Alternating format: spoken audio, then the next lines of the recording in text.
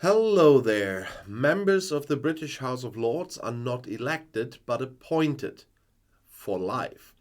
And the Labour Party finds this no longer appropriate. Their boss, Keir Starmer, is in favour of a new parliamentary chamber. So the British Upper House, the House of Lords, is considered a parliamentary oddity. It consists of political mandate holders, nobles with hereditary titles, and bishops of the Church of England. The members are not elected but appointed for life, as I said, and according to the opposition Labour Party, this should not remain the case.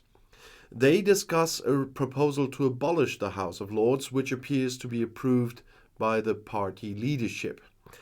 In the event of an election victory in 2024 or 25, Labour is aiming for reform.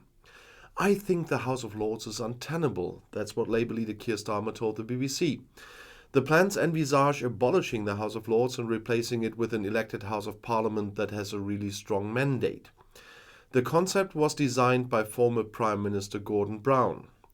At the heart of the 40-point plan is the abolition of the British House of Lords in its current form. Controversial appointments of new members had repeatedly caused outrage. And Starmer said there is a sense that many are only members because of their Conservative Party ties and not for community service. Ex-Prime Minister Boris Johnson, for example, made his brother Joseph a member. Since 1999, the seats in the upper house can no longer be inherited, but there is no upper limit for the number of members.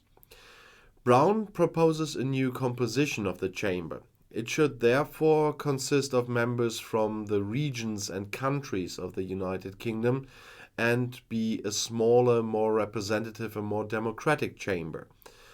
Brown's recommendations also envisage greater decentralization, which aims to strengthen the UK's regions and countries. Sounds a little bit like our second parliamentary chamber here in Germany. At an event in Leeds, Northern England, where Starmer presented the concept, he promised the greatest handover of power ever from Parliament to the people. The Labour leader argued above all with Brexit and its consequences. Many voters decided to leave the EU in 2016 because they felt they had no democratic control, or they was wrong in that case, but they should have thought about the House of Lords, I say. The draft is initially based on recommendations, and the party now wants to discuss details and deal with further proposed changes before including the concept in its election manifesto for 24-25.